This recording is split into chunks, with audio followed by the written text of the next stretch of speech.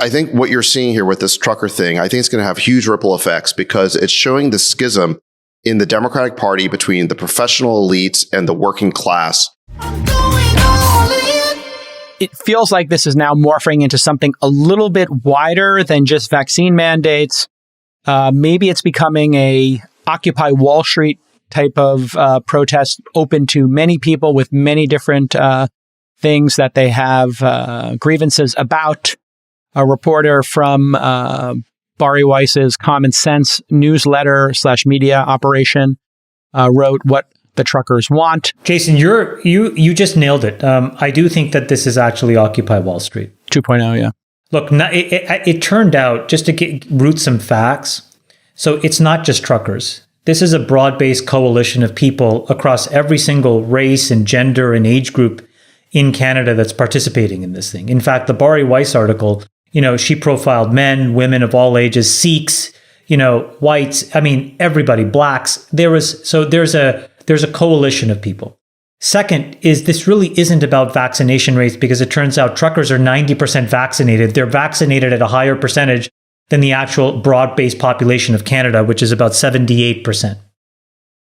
I think the point of this, and again, I care about this so much as a Canadian, but I just want to read a quote from Justin Trudeau because I think it encapsulates what this is really about. The quote is, "The small fringe minority of people who are on their way to Ottawa, who are holding unacceptable views that they are expressing, do not represent the views of Canadians." And I think it's that phrase, unacceptable views, that really points to what the real issue here is, which is that there are a lot of people who now say it's been 2 years, enough with mask mandates, enough with all of this, almost police state that's developed, all of the emergency use power that politicians have taken. Let's reclaim our democracy and let's have, freedom again. And under the political viewpoint of the ruling Liberal Party, which, by the way, is now going into revolt as well. A bunch of Liberal MPs have just completely flipped because of this statement. It summarizes what Trudeau is saying, which is what you believe is unacceptable to me, and so now I will quash you. Or that Canada has one viewpoint. Friedberg? Did any of you guys listen to the New York Times Daily podcast that our friend sent out the link to this morning? Yes. To me, these are the same story. It was actually an interview with a reporter who highlighted some work that she had done and identified that Phil Murphy, the Democratic governor of New Jersey, had done some polling and some focus group discussions with some of his constituents. And the overriding tone was one of emotion, one of feeling left out of the life that they believe they should have been living over the past 2 years.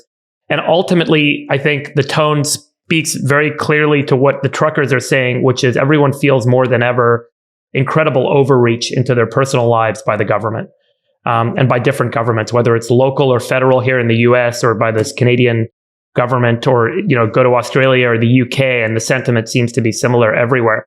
I don't think that any time since World War II have we seen the government create such restrictions and such mandates in democratic republics like the United States that we just saw over the past 2 years.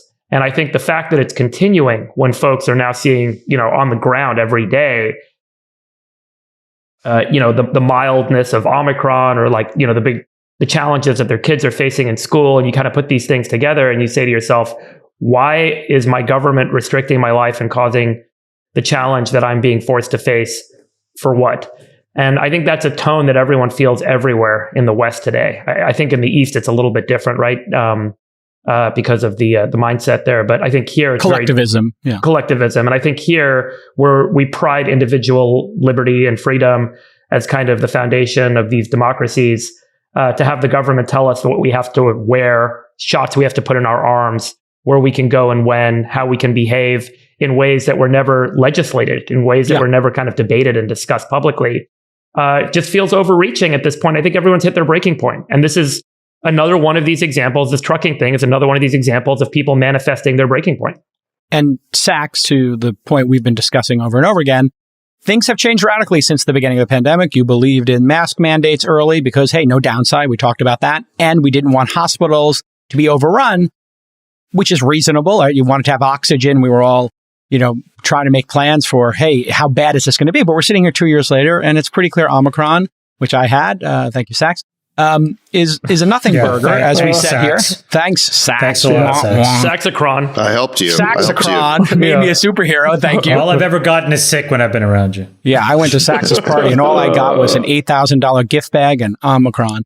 The gift bag's pretty great at Sax's parties. I think getting Omicron helped you because it enabled you to see that this for you was largely a nothing burger, and so you could come out of your house and start acting normal. I think there's a lot of people all over the country who are like that. You were saying that you haven't left your house for 2 years. Do you remember the photos of Sacks at the beginning of COVID when he was wearing the triple mask and the goggles? He was scared to death. He ran to Mexico and built a fort. Yeah. He Colonel Kurtz did. Well, look, I supported mask mandates at the beginning of the pandemic when Fauci was telling us masks didn't work. Let's not forget that. I was supporting when the health officials told us they didn't work. Why? Because it was the only thing we had. We didn't have vaccines. David, come on. He was doing us a favor by lying to us. By his own admission, he said, "I lied to you so that we could preserve these masks for frontline workers." Well, thank you, Anthony Fauci. One of many noble lies that he's been telling.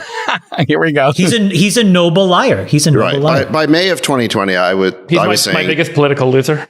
Pick from 2020. Go on. Take it easy on your picks. I know you want to do your victory lap. It's only February. Give us till like June for the check-in.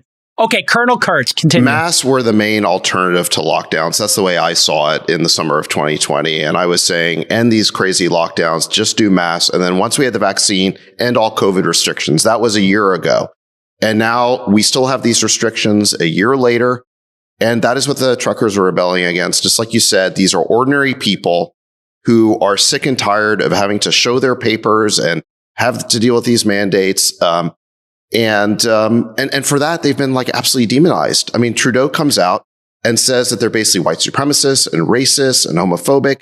Every epithet he can throw at them. Sorry, to your point, he did use every ism. He really did try to cancel them at first. And this is what's really painted him in a corner. He went on national TV and he said, these people are racists and misogynists. That's specifically what he said. And it actually turned out that the overwhelming majority of them were not. They were just normal, ordinary, law-abiding Canadians who were just fed up with the overreach. Right. And then what happened was the polling said you should bring these convoy leaders in, sit them down and talk to them. And then the political calculus, though, was impossible for him because he had already called them racists and misogynists. So then how could he bring them in? Right, exactly. Yeah, how do you negotiate with Nazis, basically? So then what he did was he ran out of Ottawa. So instead of staying in Ottawa, now he's in a secure location for his safety. Oh, my God. Oh, he feels unsafe. So trigger warning. But in fairness, when you bring 8,000 people together and you get a wide enough group of people, there was SWAT stickers and white Confederate flags that were flown. So it might have been 2 of 8,000, but that did happen. Within any protest movement. Which I just said, yes. Within any protest movement, there's always going to be a handful of people who go too far and are too extreme. But they did not represent the vast, vast majority of the people who turned out, which are ordinary citizens. And Trudeau seized on a handful of isolated examples to try and demonize these guys. And I think it's blowing up in his face. The fact of the matter is the truckers did not start this fight. It's the zealotry of our elites, of our professional class that started this fight. They will not give up on these mandates. That's the fundamental problem. Well, and while they go to the Super Bowl with no mask on. I think what you're seeing here with this trucker thing, I think it's going to have huge ripple effects because it's showing the schism in the Democratic Party between the professional elites and the working class. Here you have the working class. Remember, these were the essential workers. These are the people bringing us our food. Most of them have already had COVID over the last couple of years. They couldn't sit behind a computer and do their job in their pajamas on Zoom all day. Okay. So these guys know the reality of COVID, just like you learned the reality, Jason, when you actually got it. And yet we've got this neurotic class of professionals within the Democratic Party who are these COVID dead enders, don't want to give this stuff up. And that's the fundamental divide. And I think Biden's going to have to choose, which side are you on? Are you on the side of the working class or the professional class? Trudeau has chosen his side. He is the effete elite face of these COVID dead enders. And Biden's going to have to choose who he supports.